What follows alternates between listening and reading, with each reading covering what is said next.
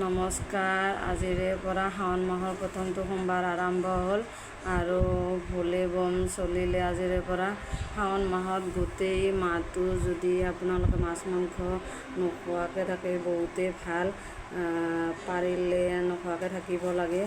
আৰু আমি আগে পিছেও মাছ মাংস সোমবাৰটোত ব্যৱহাৰ নকৰোঁ, এতিয়াও বাৰু খোৱা নাই।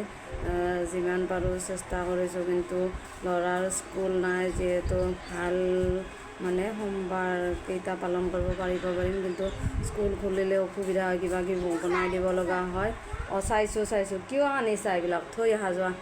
তাৰপিছত সেইকাৰণে অসুবিধা হয়। এতিয়া বাৰু যিমান পাৰোঁ সিমান পালন কৰিম বাৰু, কৰি আছোঁ।